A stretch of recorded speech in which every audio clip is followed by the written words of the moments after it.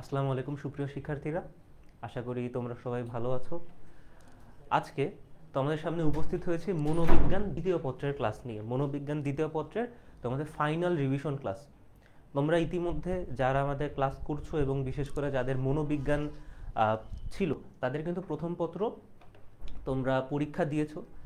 আশা করি সেখানে রেজাল্ট তোমাদের এমন আসবে যেন তোমাদের কাঙ্ক্ষিত যেই আকাঙ্ক্ষাটা বা কাঙ্ক্ষিত রেজাল্ট করার যে স্বপ্নটা, সেটাই যেন তোমাদের কিছু না কিছু হলেও সাহায্য করতে পারে। তো সেই ধারাবাহিকতায় আজকে তোমাদের সামনে উপস্থিত হয়েছে মনোবিজ্ঞান দ্বিতীয় পত্রের ক্লাস নিয়ে। আজকে আমরা মূলত এমন এমসিকিউগুলো বাছাই করেছি যেগুলো তোমাদের একই সাথে পরীক্ষার জন্য গুরুত্বপূর্ণ, পরীক্ষায় আসার মতো, এবং এগুলো সলিউশন দিতে দিতে আমরা এমন সব তথ্য তোমাদের সামনে উপস্থাপন করব যেগুলো কেবলমাত্র তোমাদের এমসিকিউ এর জন্য কাজে লাগবে না, তোমরা যখন রিটেন পরীক্ষা দিতে যাবে বা সিকিউ লিখতে যাবে সৃজনশীল প্রশ্ন, সেখানেও কাজে লাগবে। এবং একই সাথে বিশেষ করে সৃজনশীলের যে নাম্বার বা জ্ঞানমূলক প্রশ্ন, সেখানে তোমাদের বিশেষভাবে সহায়তা করবে। তো চলো আমরা কথা না বাড়িয়ে শুরু করে দিই।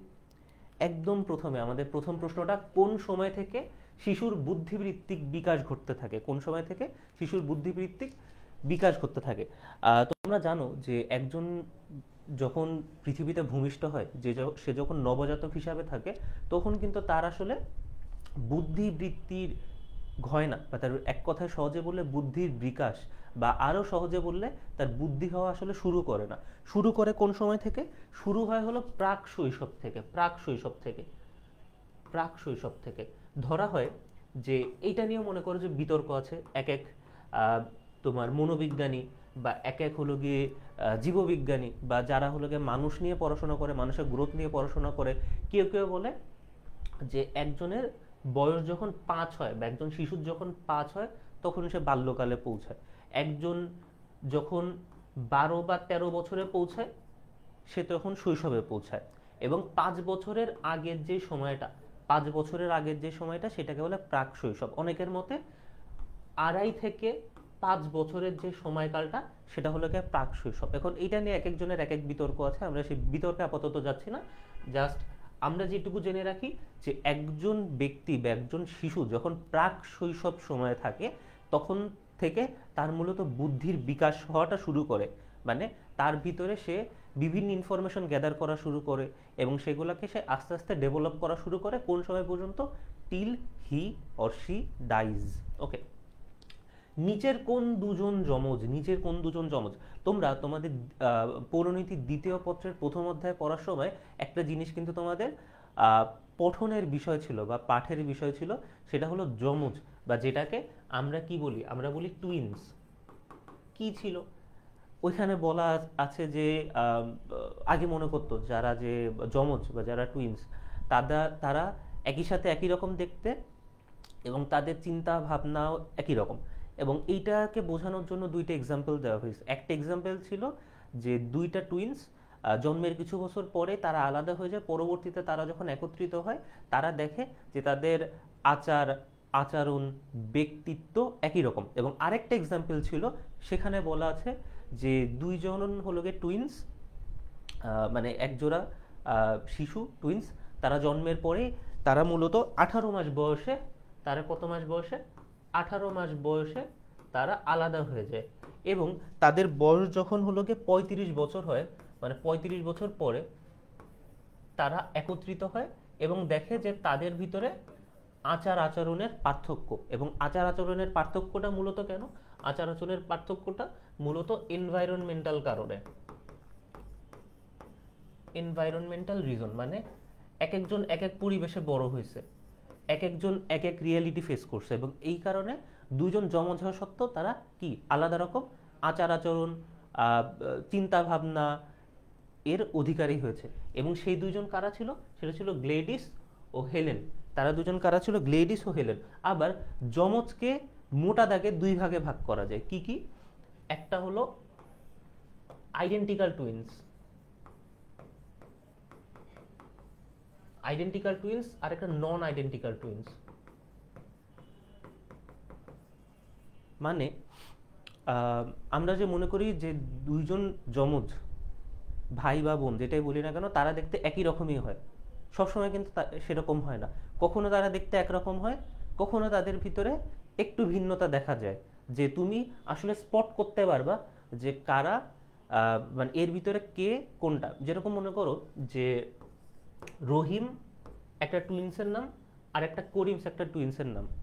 তারা এরকমও হইতে পারে যে দুজন একই রকম, যে তোমার আসলে আইডেন্টিফাই করতে সমস্যা হবে কোনটা রহিম কোনটা করিম। আবার এরকমও হইতে পারে যে তারা দেখতে ভিন্ন, এবং সহজেই তুমি আইডেন্টিফাই করতে পারবা যে কোনটা রহিম আর কোনটা করিম। তাহলে যখন তুমি মানে আইডেন্টিফাই করতে পারবা কে কোনটা, সেটা হলো আইডেন্টিক্যাল টুইন্স। আর যখন তুমি মানে আইডেন্টিফাই করতে পারবা না, তখন সেটাকে আমরা বলবো নন আইডেন্টিক্যাল টুইন্স।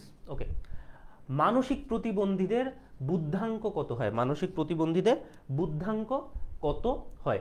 আচ্ছা, এখন বুদ্ধাঙ্ক জিনিসটা কি? বুদ্ধাঙ্ক বলতে আমরা যেটাকে বুঝি সেটা হলো গিয়ে আইকিউ। আমরা কোনটাকে বুঝি? আইকিউ। এবং আইকিউ এর পূর্ণরূপ মনোবিজ্ঞানে, বিশেষ করে মনোবিজ্ঞান দ্বিতীয় পত্রে যে কতবার আসছে তার কিন্তু কোনো ঠিক নেই। আমরা আইকিউ এর পূর্ণরূপ বা ফুল ফর্মটা জেনে নিই। Intelligence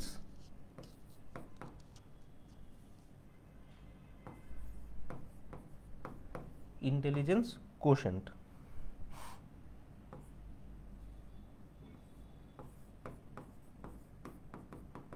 intelligence quotient. এখন তোমরা এটাকে মনে করো যে ইন্টেলিজেন্স কোয়ালিটি বা ইন্টেলেকচুয়াল কোয়ালিটি বা ইন্টেলিজেন্স কোশ্চেন, এরকম কিন্তু না। Intelligence quotient.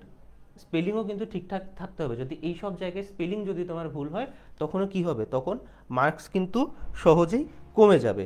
এবং এই যে প্রথমে যে বুদ্ধাঙ্ক বের করার যেই সূত্রটা বা বুদ্ধাঙ্ক বের করার পিছনে যার আসলে সব থেকে বড় ভূমিকা ছিল, তার নাম কি? তার নাম হলো গিয়ে স্টার্ন। তার নাম কি? তার নাম হলো গিয়ে স্টার্ন। এবং একজন স্বাভাবিক মানুষের বুদ্ধাঙ্ক কত হয়, বা একজন স্বাভাবিক মানুষের আইকিউ কত হয়? আইকিউ হয় 80 থেকে 100-র মধ্যে। সব বুঝলাম। এখন কথা হলো যে আইকিউ আমরা বের করব কিভাবে? আইকিউ আমরা বের করব কিভাবে? আইকিউ এর কিন্তু একটা ফর্মুলা আছে বা সূত্র আছে। আইকিউ এর ফর্মুলাটা আমরা যদি দেখি, তাহলে এখানে লিখি IQ equals to MA by CA multiplied by কি? 100। MA by CA multiplied by 100। এটা কিসের সূত্র? এটা সূত্র হলো তোমার আইকিউ এর বা ইন্টেলিজেন্স কোয়েশ্চেনের বা বুদ্ধাঙ্কের। এখন কথা হলো তাহলে এই যে MA মানে কি? সরি, ওকে, আরেকবার লিখি।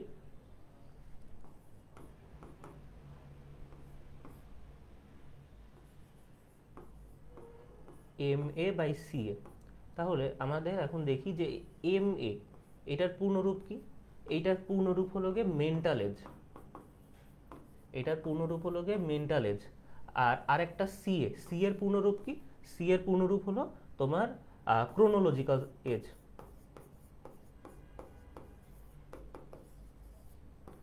Chronological age. ক্রোনোলজিক্যাল এজ আর কিছুই না, সেটা হলো তোমার যে আসল বয়স। মনে করো আমার বয়স 24, তাহলে ক্রোনোলজিক্যাল এজ হলো 24। কিন্তু মেন্টাল এজ কি? মেন্টাল এজ মাপার জন্য কিছু সিস্টেম আছে। তোমার যেই বয়স, সেই বয়সের কিছু তোমার কোয়েশ্চেন করা হবে। যদি দেখে যে এই বয়সের কোশ্চেন তুমি অ্যান্সার করতে পারতেছো, তাহলে তোমার বয়স এটা। মনে করো সাপোজ আমাকে কোশ্চেন করলো 24 বছরের একজন মানুষের যেই কোশ্চেনের উত্তর দেওয়া মানে উত্তর জানা স্বাভাবিক বা দিতে পারবে, সেই সব কোশ্চেন আমাকে করলো। আমি যদি 24 বছরের কোশ্চেনের উত্তর দিতে পারি, তাহলে মনে করো আমার মানসিক বয়স কত? 24। যদি দেখে যে আমি 25 বছরেরও প্রশ্নের উত্তর দিতে পারতেছি, তাহলে আমার মানসিক বয়স কত হয়ে যাবে? 25। আমি যদি 26ও পারি, আমার মানসিক বয়স হয়ে যাবে কত? 26। আমি যদি 27-এর উত্তর না দিতে পারি, তাহলে কি ধরা হবে? ধরা হবে আমার মেন্টাল এজ কত? আমার মেন্টাল এজ 26, কিন্তু আমার আসল বয়স কত? 24। এবং তার সাথে 100 গুণ করা হবে। তার সাথে কত গুণ করা হবে? 100। খুব সহজ হিসাব, তাই না? তাহলে আরো সহজে যদি দেখাই, মনে করো যে ক্যালকুলেশনের সুবিধার্থে একটা শিশু তার বয়স হলো গিয়ে 5, তার মানসিক বয়সও 5, তার আসল বয়সও 5। তাহলে 5 আর 5 ভাগ করলে কত পাই আমরা? 0 না 1? 1 পাই। এবং একের সাথে আমরা কত গুণ করব? একের সাথে গুণ করব 100। তাহলে সেই শিশুর কি? সেই শিশুর মানসিক তা সেই শিশুর আইকিউ কত হবে? সেই শিশুর আইকিউ হবে 100। তাহলে স্বাভাবিকভাবে আমাদের যদি জিজ্ঞাসা করে মানসিক প্রতিবন্ধীদের বুদ্ধাঙ্ক কত হয়, মানসিক প্রতিবন্ধীদের বুদ্ধাঙ্ক হয় হলো 70-এর কম। তাহলে যার বয়স, যার আইকিউ 70-এর কম হবে, আমরা তাকে মানসিক প্রতিবন্ধী হিসাবে চিহ্নিত করতে পারবো। আচ্ছা, 14 বছর বয়সী তারেক তার থেকে বেশি বয়সের কোনো প্রশ্ন উত্তর দিতে পারে না। তারেকের মানসিক বয়স কত? তাহলে দেখো, একটু আগে আমরা মানসিক বয়স বের করার কথা বলতেছিলাম না, যে মানসিক বয়স বের করতে হলে কি করা লাগে, বিভিন্ন বছরের কোশ্চেন করে। তাহলে এই যে মামুনকে 14 বছরের কোশ্চেন করছে, মামুন 14 বছরের উত্তর দিতে পারছে, কিন্তু যখন তাকে 14 বছরের বেশি মানে 15 বছরের কোশ্চেন করা হয়েছে, মামুন তখন উত্তর দিতে পারে নাই। তাহলে মামুনের আসল বয়স যেরকম 24, মামুনের মানসিক বয়স কত? 24। তাহলে সরি 14, মামুনের আসল বয়স যেরকম 14, মামুনের মানসিক বয়স কত? 14। তাহলে আমরা তার মানসিক বয়স কত হবে সেটা বের করার জন্য আমরা কি করব? 14 যেহেতু বয়স মানে বছরের হিসাব করা আছে এবং এখানে মাসের হিসাব করা, তাহলে 14-র সাথে আমরা 12 গুণ করি। 14-র সাথে আমরা 12 গুণ করলে কত পাই? 168। তাহলে মামুনের হলো গিয়ে মানসিক বয়স কত? মামুনের মানসিক বয়স 168। আচ্ছা, তারপরে আমরা দেখি মেয়েদের তুলনায় ছেলেদের বুদ্ধি বা মানসিক ক্ষমতা বেশি থাকে কোন হিসাবে। এখন এই কোয়েশ্চেনটা একটু মনে করা প্রবলেমেটিক, কারণ এই তত্ত্বটা যখন দেওয়া হয়েছিল তখন সিচুয়েশনটা এক ছিল, এখন সিচুয়েশনটা এক, এবং এখানে যে জিনিসটা বলা আছে এটা আসলে খুব জেনারেলাইজ করা হয়েছে। মানে কিছু তথ্য নিছে কয়জনের কাছ থেকে, কয়েকটা অঞ্চলের লোকের কাছ থেকে বা নির্দিষ্ট কয়েকটা অঞ্চলের লোকের কাছ থেকে, এবং সেটার উপর ভিত্তি করে তথ্য দিছে। এটা আসলে 196টা দেশের সকল মানুষের উপরে আসলে বর্তানো যখন করা হবে তখন কিছু কিছু ক্ষেত্রে ভুল করা হবে। তারপরও আমাদের বই যেটা দেওয়া আছে সেটার প্রেক্ষিতে বলা যায় যে ভাষাগত বিষয়ে আর মনে করো যে অ্যাস্থেটিক বিষয়ে মেয়েরা হলো গিয়ে ভালো, মেয়েরা হলো গিয়ে কি ভালো বা পারদর্শী, বা এখানে তাদের জ্ঞান বা তাদের অজ্ঞতা বেশি, কিন্তু কারিগরি বিষয়ে এবং গাণিতিক বিষয়ে ছেলেরা বেশি পারদর্শী। এখানে কারা পারদর্শী বেশি?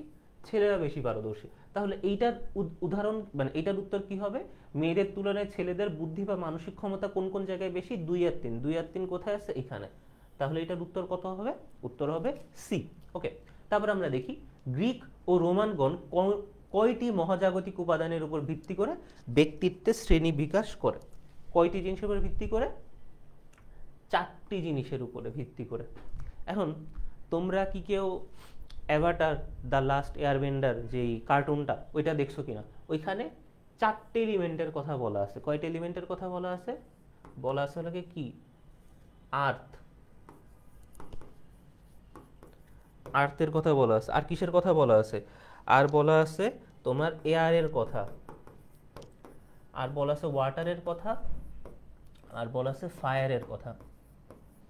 এই 4টা জিনিসের কথা অ্যাভাটার দ্য লাস্ট এয়ারবেন্ডারের বলা আছে, এবং বলা আছে এই 4টা মূলত এলিমেন্ট। কয়টা মূলত এলিমেন্ট? এলিমেন্ট হলো 4টা। এবং এই যে ধারণাটা ওই কার্টুন ইউজ করছে, এটা কোন জায়গা থেকে নিছে? এটা নিছে হলো কি গ্রিক এবং রোমানদের যে চিন্তা ভাবনা বা তাদের যে আবিষ্কার সেটা থেকে।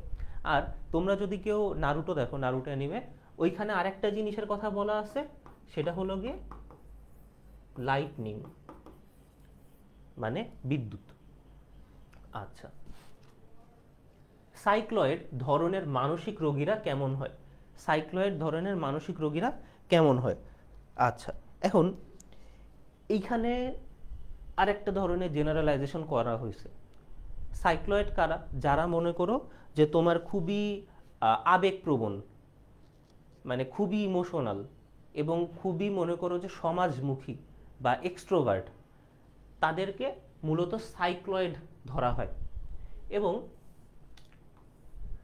যারা হলো এগুলো নিয়ে গবেষণা করছে তারা পেয়েছে যে যারা হলো একটু মোটা হয়, যাদের ওয়েট একটু বেশি হয়, তারা মূলত সাইক্লয়েড হয়।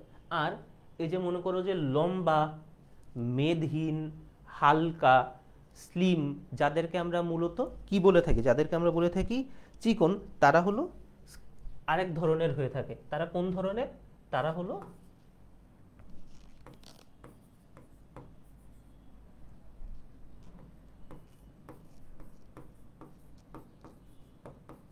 তারা হলো স্কিজয়েড। তাহলে মূলত দুই ভাগে ভাগ করা যায়, একটা হলো সাইক্লয়েড আর একটা স্কিজয়েড। সাইক্লয়েড আর একটা স্কিজয়েড। যারা হলো স্কিজয়েড তারা কেমন হয়? তারা হলো গিয়ে লম্বাটে হয়ে থাকে। তাদের শারীরিক গঠনের কথা বলতেছি। তারা কি হয়ে থাকে? লম্বাটে হয়ে থাকে বা একটু হাইট বেশি থাকে এক কথায়। তারপরে কি? তারা হলো গিয়ে মেদহীন থাকে। তারা হলো গিয়ে মেদহীন থাকে। আবার তাদের যদি কোয়ালিটির কথা বলি, তারা আসলে হয় হলো গিয়ে চুপচাপ, বা হলো গিয়ে পেশেন্ট, বা আরেকটা কি বলা যায়, তারা স্থির হয়। তাহলে স্থির, তারা কেমন হয়ে থাকে? স্থির হয়ে থাকে।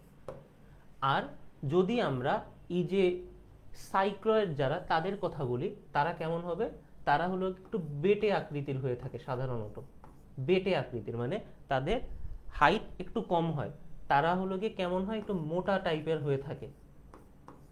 এবং তারা কেমন হয়? একটু অস্থির টাইপের, মানে এক কথায় বলতে গেলে চঞ্চল। ওকে, আচ্ছা।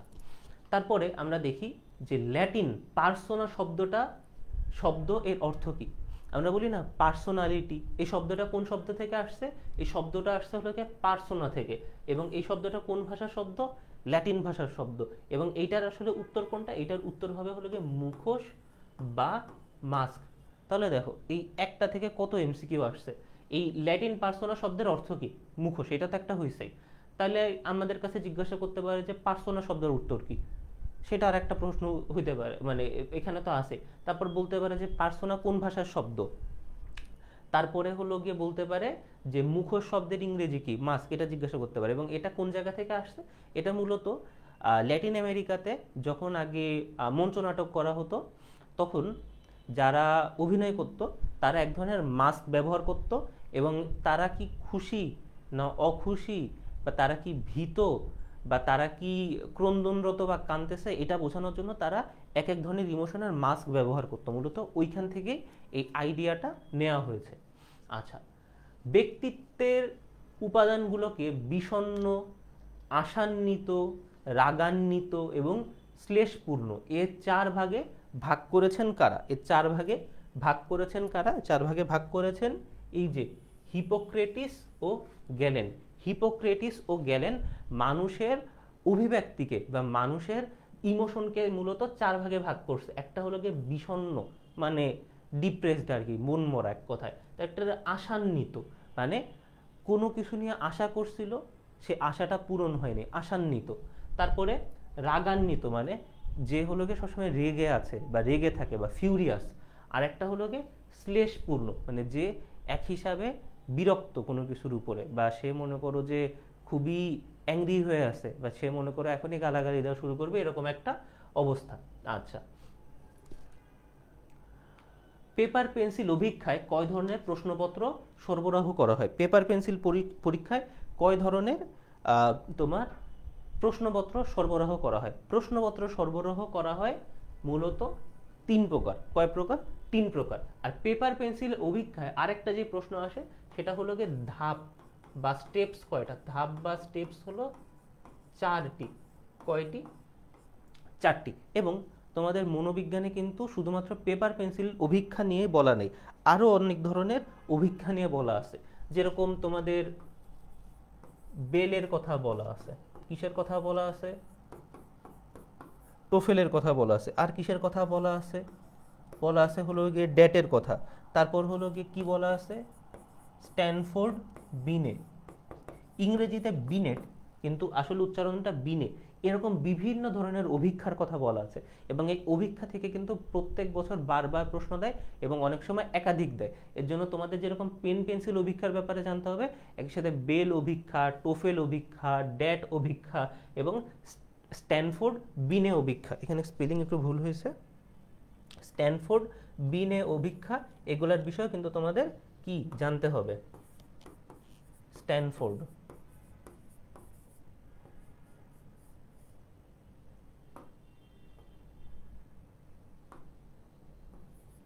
ওকে। তারপরের প্রশ্নটা আমরা দেখি, হাইপোথ্যালামাস উদ্দীপিত হওয়ার ফলে পিটুইটারি গ্রন্থির হরমোন নিঃসরণ কি হয়? হাইপোথ্যালামাস উদ্দীপিত হওয়ার ফলে পিটুইটারি গ্রন্থির হরমোন নিঃসরণ কেমন হয়? স্বাভাবিকভাবে যখন কোনো কিছু উদ্দীপিত হয়, কোনো গ্রন্থ মানে কোনো জিনিস যখন উদ্দীপিত হয়, তখন গ্রন্থ থেকে যেই হরমোনটা বের হয় সেটা সবসময় কি বেড়ে যায় বা ইনক্রিজ করে। আচ্ছা, হাইপোথ্যালামাস নিয়ে আরেকটা প্রশ্ন আসে যে হাইপোথ্যালামাস কোথায় অবস্থিত? এই যে দেখো, আমাদের ব্রেনের এই অংশটা অবস্থিত, এটাই হলো গিয়ে মূলত হাইপোথ্যালামাস। এটাই মূলত কি হাইপোথ্যালামাস। এবং এই হাইপোথ্যালামাসের আবার তিনটা অংশ আছে। হাইপোথ্যালামাসের কয়টা অংশ? তিনটা। সম্মুখ, সম্মুখ মানে যেটা সামনে থাকে। তারপরটা কি? মধ্য, নাম শুনে বোঝাচ্ছে মাঝখানে থাকে। এবং আরেকটা কি? আরেকটা হলো গিয়ে পশ্চাৎ, মানে যেটা হলো গিয়ে বাইরে থাকে। এরকম তিন ভাগে মূলত হাইপোথ্যালামাসকে ভাগ করা যায়, সামনে, মাঝখানে, পিছনে, বা সম্মুখ, মধ্য ও পশ্চাৎ। আচ্ছা, এবং এই হাইপোথ্যালামাস মূলত কোন দুইটা কাজে আমাদের সাহায্য করে? বিভিন্ন কাজে আমাদের বডিতে আসে। তার সব থেকে বড় যে দুইটা, সেটা হলো গ্রোথ, গ্রোথ বা উচ্চতা, গ্রোথ বা উচ্চতা। আর আরেকটা হলো গিয়ে অ্যাড্রেনালিন। আচ্ছা, অ্যাড্রেনালিন মানে কি? আমাদের যে উত্তেজনা, আমাদের যেই এই যে দেখো, এই যে উদ্দীপিত হওয়ার কথা বলছে না, এই উদ্দীপিত ধরনেরই, মানে আমরা যখন কোনো কিছু নিয়ে অনেক উত্তেজিত হই বা আমরা যখন কোনো কিছু নিয়ে খুবই এক্সাইটেড থাকি, তখন কি দেখা যায় যে এমনও আমরা সব কাজ করে ফেলি যেটা আমরা আসলে করতে পারবো এটা আমাদের মনে হতো না, বা আমরা এক হিসেবে মনে করো যে কাইন্ড অফ একটা সুপার ন্যাচারাল লেভেলে চলে যায়, তাই না? দেখো তোমার পরীক্ষার আগে তুমি এত কয়েক ঘন্টা পড়তেছো যে তুমি জানতাই না, যে তুমি আসলে রিয়েলাইজও করতে পারো না তুমি এত পড়তে পারো। কিংবা দেখা গেল যে তুমি রাস্তায় গেছো, রাস্তায় নামছো, মনে করো একটা পাগলা কুকুর তোমাকে ধাওয়া দেওয়া শুরু করছে, তুমি এত দ্রুত দৌড়াইছো, তুমি এত জোরে দৌড়াইছো, তুমি আসলে বিশ্বাসই করতে পারতেছো না যে তুমি ওইটার জন্য ক্যাপেবল। এবং এইটার পিছনে কাজ করে কোনটা? এটার পিছনে কাজ করে অ্যাড্রেনালিন। এবং এইটা হওয়ার জন্য যেটা দায়ী সেটা হলো এই যে হাইপোথ্যালামাস গ্রন্থি। কোন গ্রন্থি? সরি, পিটুইটারি গ্রন্থি, পিটুইটারি গ্রন্থি। আচ্ছা, স্নেহবঞ্চিত শিশুরা পরবর্তী জীবনে কি হয়? স্নেহবঞ্চিত শিশুরা পরবর্তী জীবনে সাধারণত সমাজ বিরোধী হয়ে থাকে, উগ্র মেজাজি হয়ে থাকে, অপরাধপ্রবণ হয়ে থাকে। মানে তাদের মধ্যে এই তিন ধরনেরই বৈশিষ্ট্য দেখা দেয়। স্নেহবঞ্চিত শিশু মানে কি? মানে আমরা জানি যে, এবং আমরা দেখি এবং আমরা করি যে শিশুরা যখন ছোট থাকে তাদেরকে আদর ভালোবাসায় বড় করা হয়। কিন্তু একজন শিশু যদি ছোটবেলায় আদর ভালোবাসা না পায় এবং তার সাথে সাথে সে যদি বঞ্চনার শিকার হয়, কিংবা তাকে যদি উপেক্ষিত করা হয়, কিংবা তাকে যদি ছোটবেলা থেকে ডিস্টার্ব করা হয়, তখন সে সমাজ বিরোধী হয়ে যাবে। মানে এমন কাজ করবে যেগুলো আসলে আসলে সমাজে অ্যাকসেপ্টেবল না। তারা উগ্র মেজাজি হয়ে যাবে, তারা ফিউরিয়াস হয়ে যাবে, এবং তারা অপরাধ প্রবণ হয়ে যাবে, বা তাদের দ্বারা বিভিন্ন ধরনের অপরাধমূলক কার্যক্রম সংগঠিত হবে। এই ধরনের আচরণ মূলত স্নেহবঞ্চিত শিশুরা তাদের পরবর্তী জীবনে করে থাকে। এমনকি শিশু থাকা অবস্থায়, শিশু না মূলত, তারা যখন হলো কি একটু উঠতি বয়সে হয়, তারা 8, 10, 12 বছরের, তারাও কিন্তু এই ধরনের কাজ করে থাকে। এবং তাদেরকে কি বলা হয়? তাদেরকে বলে জুভিনাইল অফেন্ডার। তারা হলো কি জুভিনাইল অফেন্ডার, মানে এক কথায় যাদের বয়স 18 থেকে কম তারা হলো কি জুভিনাইল। এবং তারা যখন কোনো অপরাধমূলক কাজ করবে সেটা হয়ে যাবে কি অফেন্স, এবং তাদেরকে কি বলা হবে? Juvenile offender, juvenile offender. এবং তারা যে খারাপ কাজগুলো করবে সেগুলোকে কি বলা হয়? সেগুলোকে বলা হয় জুভিনাইল অফেন্স, জুভিনাইল অফেন্স। ওকে, শিশুর জন্য গুরুতর সমস্যা সৃষ্টি করে কোনটি? শিশুর জন্য গুরুতর সমস্যা সৃষ্টি করে কোনটি? এর ভিতরে যেগুলো আছে সবই সঠিক, যেগুলো আছে সবই সঠিক, কিন্তু বিষয় হলো যে সঠিকের মধ্যে তো বেশি সঠিক আছে, তাই না? এর ভিতরে কোনটা সব থেকে গুরুত্বপূর্ণ বা সব থেকে গুরুতর, সেটা হলো মাতৃস্নেহের বঞ্চনা। মানে একজন শিশু যদি মাতৃস্নেহ না পায়, মায়ের যদি ভালোবাসা না পায়, মায়ের যে আদর মমতা না পায়, সেটা যদি না পায়, সেটা তার জন্য সব থেকে সমস্যা সৃষ্টি করবে কম্পেয়ার টু সে সামাজিক বঞ্চনা পেল, সে রাজনৈতিক কলহর মধ্যে দিয়ে গেল, সে জাতিগত বৈষম্যের মধ্যে দিয়ে গেল, এগুলোর মধ্যে থেকে গেলে অবশ্যই অবশ্যই সে প্রবলেম ফেস করবে। কিন্তু সেটার কম্প্যারিজন কখনোই মাতৃস্নেহের বঞ্চনার কম্প্যারিজনে হবে না। আচ্ছা, আমাদের নগ্ন ও অবদমিত কামনার প্রতীক কোনটি? আমাদের নগ্ন ও অবদমিত কামনার প্রতীক কোনটি? এটা বলতে মূলত আমাদের যে ট্রু সেলফ সেটার কথা বলা হয়েছে, আমাদের যে ট্রু সেলফ সেটার কথা বলা হয়েছে।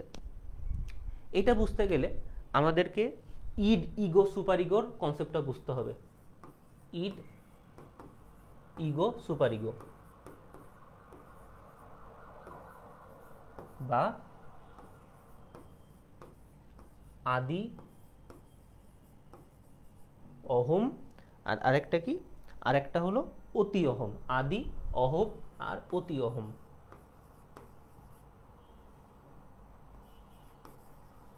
এখন তোমাদের যদি এক্সাম্পল দিয়ে আমি বুঝাই, তোমরা তো মোটামুটি সবাই টম অ্যান্ড জেরি দেখছো, এবং টম অ্যান্ড জেরির খুব একটা ফেমাস বা খুবই পরিচিত একটা এপিসোড ছিল।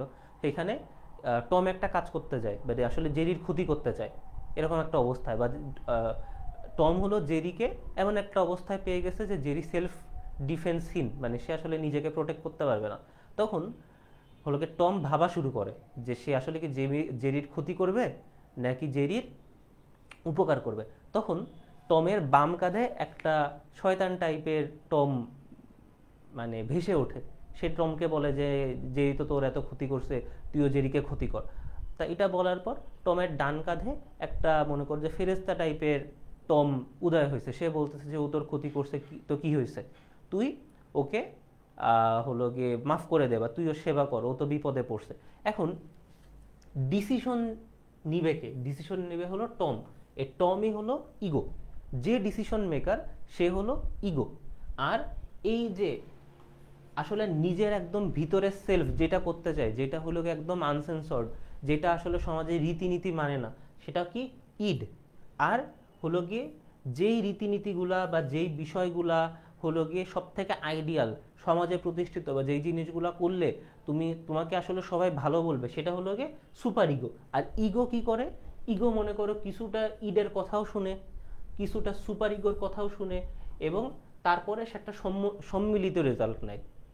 বা সে আইদার ইডের কথা শুনে যেরকম টম জেরিকে ক্ষতি করতে যাবে, কিংবা সুপার ইগোর কথা শুনে জেরিকে হেল্প করবে। বা দেখা গেল যে দুইটার কথাই কিছু কিছু শুনে জেরিকে কিছু না করেই চলে যাবে, তাকে হেল্পও করবে না, তাকে ক্ষতিও করবে না। এটা মূলত ইড, ইগো আর সুপার ইগোর কনসেপ্ট। ইড, ইগো আর সুপার ইগোর কনসেপ্ট। আর যদি তোমার এটার উত্তরের কথা বলি, এটার উত্তর কি হবে? এটার উত্তর হবে হলো গিয়ে অদম, যেটা হলো এই যে আদি, এটার আরেকটা সমার্থক শব্দ। আচ্ছা, এবং এই কনসেপ্টটা প্রথম কে দিয়েছিল? এই কনসেপ্টটা প্রথম দিয়েছিল সিগমন্ড ফ্রয়েড। কে দিয়েছিলেন? Sigmund Freud. আচ্ছা,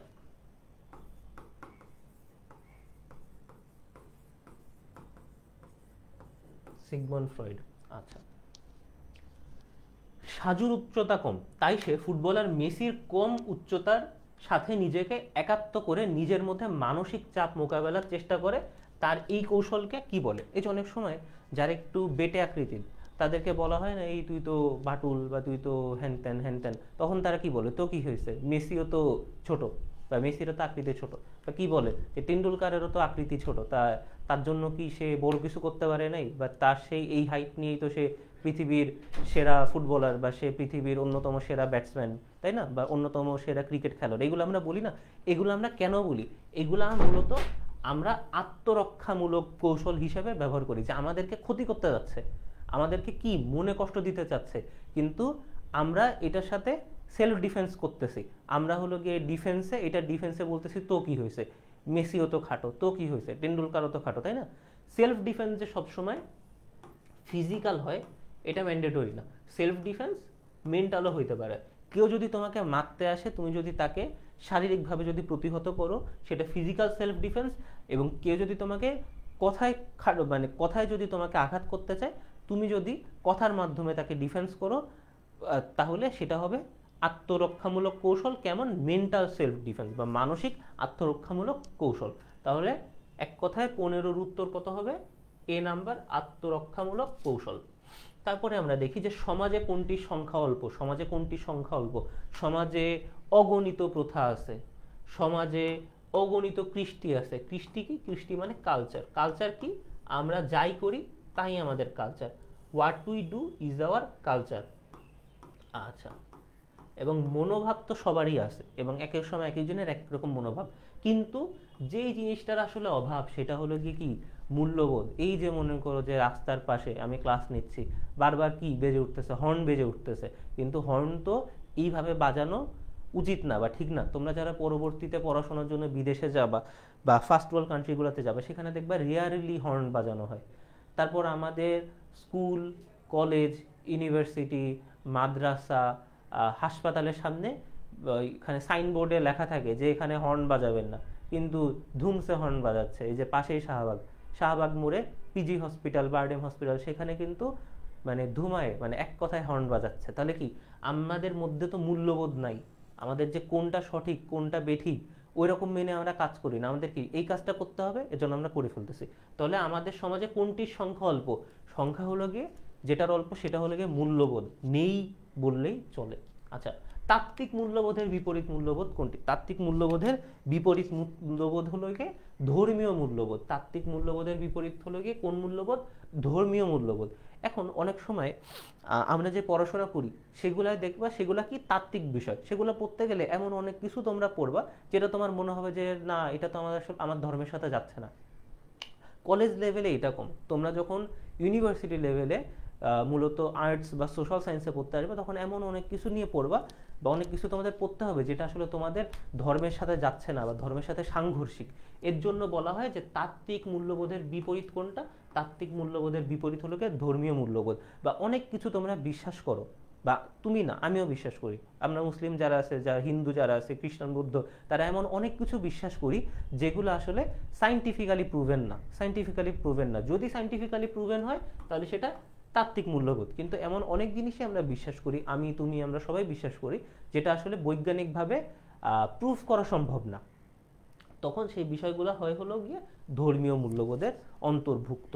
আচ্ছা, রাজনৈতিক মূল্যবোধের পিছনে কাজ করে কোনটি? রাজনৈতিক মূল্যবোধের পিছনে কাজ করে কোনটি? পূর্ব সংস্কার। হ্যাঁ, অবভিয়াসলি পূর্ব সংস্কার রাজনৈতিক মূল্যবোধের পিছনে অবশ্যই কাজ করে। পছন্দ অপছন্দ রাজনৈতিক মূল্যবোধের পিছনে কাজ করে। তারপরে কি? বিশ্বাস সমূহ, এইটা রাজনৈতিক মূল্যবোধের কি অন্তর্ভুক্ত। তাহলে এটার উত্তর কোনটা হবে? 1 2 3। 1 2 3 কোথায় আছে? এই যে।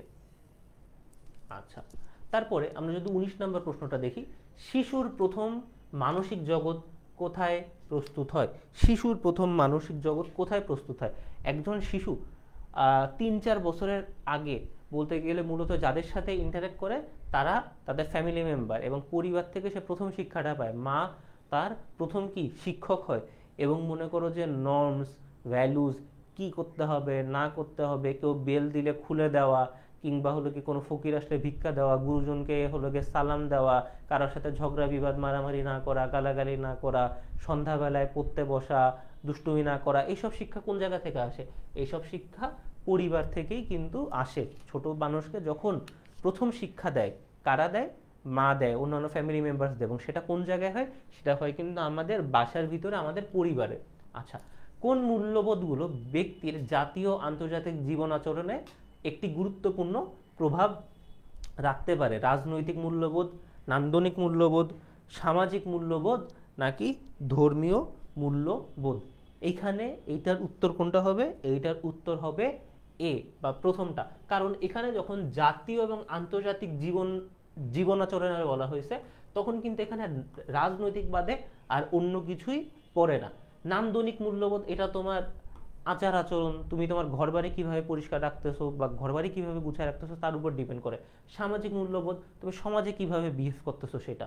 ধর্মীয় মূল্যবোধ, তুমি কি বিলিভ করো এবং সেই বিলিফের উপরে আসলে তুমি কি অ্যাকশন নিচ্ছ, সেটা তোমার ধর্মীয় মূল্যবোধ।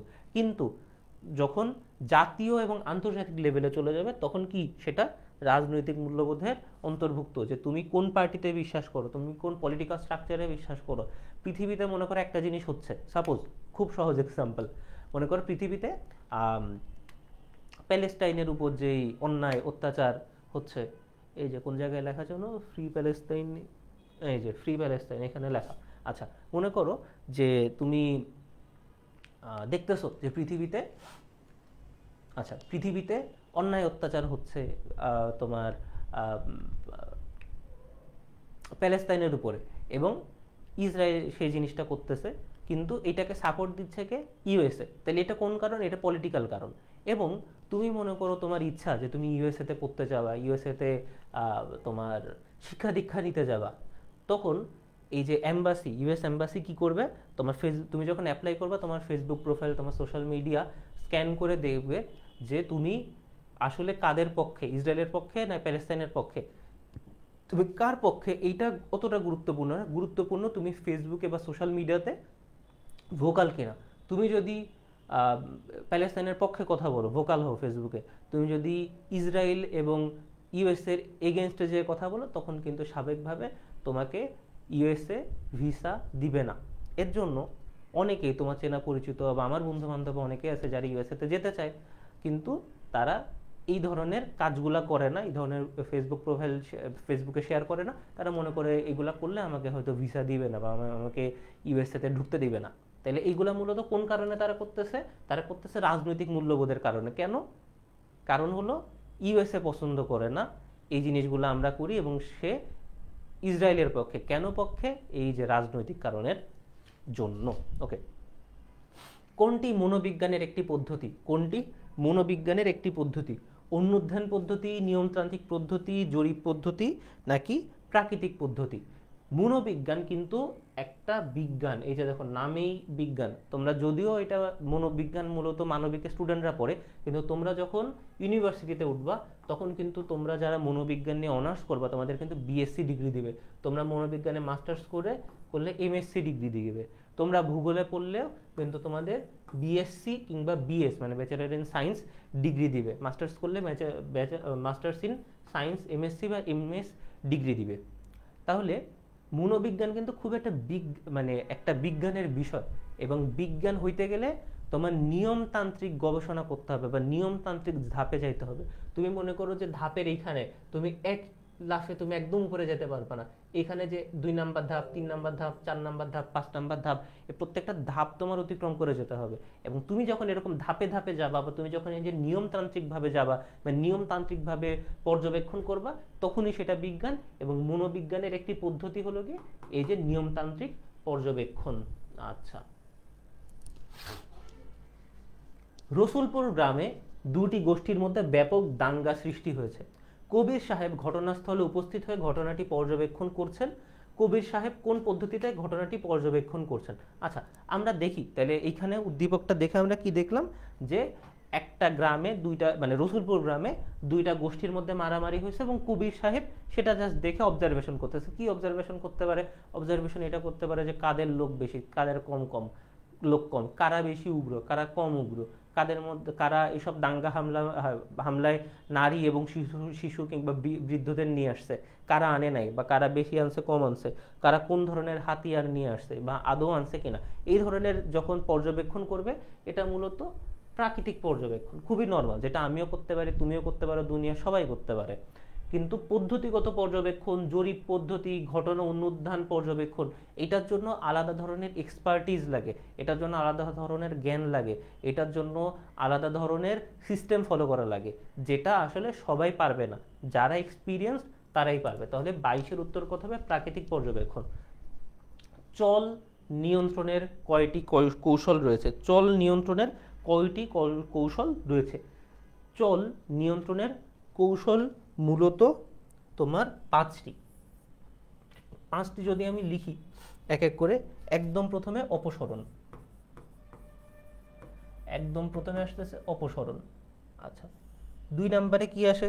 2 নম্বরে আসে অবস্থার সমতা। 2 নম্বরে আসে অবস্থার সমতা। আচ্ছা, তারপরে 3 নম্বরে কি আসে? 3 নম্বরে আসে ভারসাম্যকরণ। ভারসাম্যকরণ।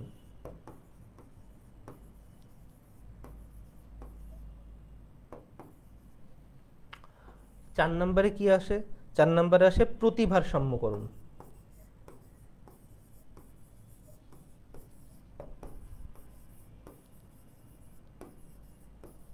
এবং 5 নাম্বার, যেটা সব থেকে ফেমাস এবং সব থেকে বেশি ইউজ করা হয়, সেটা কি? দৈব চয়ন। সেটা কি? সেটা হলো তোমার দৈব চয়ন। আচ্ছা, চল নিয়ন্ত্রণের তাহলে কয়টি কৌশল আছে? 4টি আছে। এবং সব থেকে বেশি ব্যবহার করা হয় কোনটা? সব থেকে বেশি ব্যবহার করা হয় এই যে দৈব চয়ন। আচ্ছা, চল নিয়ন্ত্রণের সহজ উত্তম পদ্ধতি কোনটা? যেটা বললাম দৈব চয়ন। দৈব চয়নের ইংরেজি হলো গিয়ে তোমার র্যান্ডম স্যাম্পলিং। র্যান্ডম স্যাম্পলিং মানে তুমি মনে করো যে কোনো কিছু নিয়ে গবেষণা করতে গেছো, যার জন্য তোমার মানুষজনের কাছে ইনফরমেশন নিতে হবে, বিভিন্ন তথ্য নিতে হবে। এখন তুমি রাস্তায় যায় মনে করো যে যে কোনো মানুষের কাছে যখন উত্তরগুলা নেওয়া শুরু করবা, মানে যে কোনো মানুষের কাছে যখন প্রশ্ন করবা এবং তাদের কাছ থেকে যখন উত্তর নিবা, তখন সেটা হলো কি র্যান্ডম স্যাম্পলিং। কিন্তু যদি তুমি মনে করো যে না, এই লোকটা তো মনে হয় এটার উত্তর দিতে পারবে না, বা না এ তো মনে হয় বয়স কম পারবে না, বা এ তো পুরুষ এ মনে হয় পারবে না, বা এ মনে হয় নারী এর জন্য পারবে না, তুমি যখন এরকম চিন্তা ভাবনা করবা তখন সেটা নন র্যান্ডম স্যাম্পলিং হবে। কিন্তু তুমি যখন একদম চিন্তা ভাবনা না করেই সহজে এবং মনে করো উত্তম উপায়ে বা নন বায়াসড ভাবে যখন করবা, সেটাকে বলা হয় র্যান্ডম স্যাম্পলিং, কিংবা বাংলায় বলা হয় দৈব চয়ন। আচ্ছা, কোনটিকে কেন্দ্র করে পরীক্ষণ পরিচালিত হয়? কোনটিকে কেন্দ্র করে পরীক্ষণ পরিচালিত হয়? এখন দেখো, সব কিছুর পিছনে কি আছে? একটা সমস্যা আছে, এবং সব ধরনের পরীক্ষা পরিচালনা করা হয় সেই সমস্যাটাকে কেন্দ্র করে। সমস্যাটাকে আগে নির্ণয় করে এবং সেই সমস্যাটা সলভ করার জন্য আসলে এই ধরনের বিভিন্ন পরীক্ষা বা গবেষণা তোমাদের করা হয়। তো আজকের ক্লাস এই পর্যন্তই। আশা করি আজকের ক্লাস করে তোমরা বেশ কিছু গুরুত্বপূর্ণ তথ্য পেয়েছো, যেগুলো তোমাদের পরীক্ষায় একটা ভালো নাম্বার তোলার জন্য দরকার হবে। এবং আজকের ক্লাসে বা আজকের এখানে তোমাদের যেই টপিক নিয়ে আলোচনা করা হলো সেগুলো তো অবশ্যই পড়বা, এবং এই টপিকের পাশাপাশি অন্যান্য যেই টপিকগুলোর ব্যাপারে বলা হয়েছে বা এই টপিকের সাথে সিমিলার যে টপিকগুলো, যদি জাস্ট একটা এক্সাম্পল দিয়ে দেখাই তোমাদের, এই যে দেখো, এখানে শুধুমাত্র আমরা যেহেতু এমসিকিউ করাচ্ছি এবং হাতে গোনা মাত্র কয়েকটি এমসিকিউ করাচ্ছি 25টা, এর জন্য সব কভার করা সম্ভব হবে না। কিন্তু দেখো, আমরা এখানে পেন পেন্সিল অভিক্ষার কথা বলছি এবং এটা নিয়ে একটা এমসিকিউ হলো গিয়ে তোমাদের সাথে সলভ করছি, এবং এইটার উত্তর কি হবে? 3টা হলো গিয়ে প্রশ্নপত্র করা হয়। কিন্তু এর পাশাপাশি আর কেমন প্রশ্ন হইতে পারে সেটাও বলছি, যেরকম এটার কয়েকটি ধাপ সেটা বলতে পারে। তাহলে শুধুমাত্র এক ধরনের অভিক্ষা পড়লেই কিন্তু হবে না। তোমরা যেরকম পেন পেন্সিল পড়বা, তোমরা সেরকম বেল পড়বা, টোফেল পড়বা, ড্যাট পড়বা, স্ট্যানফোর্ড বিনে যে অভিক্ষা আছে এগুলোও তোমাদের পড়তে হবে। তো আশা করি এভাবে পড়াশোনা করে এবং পরীক্ষায় মাথা ঠান্ডা রেখে ভালোভাবে হলো গিয়ে ওএমআর শিট পূরণ করে একটা উত্তম পরীক্ষা দিয়ে একটা উত্তম রেজাল্ট করে তোমরা তোমাদের পছন্দনীয় কোনো ইউনিভার্সিটিতে পছন্দনীয় সাবজেক্টে পড়াশোনা করবে। তো আজকে এই পর্যন্তই। পরবর্তী কোনো ক্লাসে তোমাদের সাথে আবার দেখা হবে ইনশাল্লাহ। সেই পর্যন্ত তোমরা সবাই ভালো থেকো। আসসালামু আলাইকুম।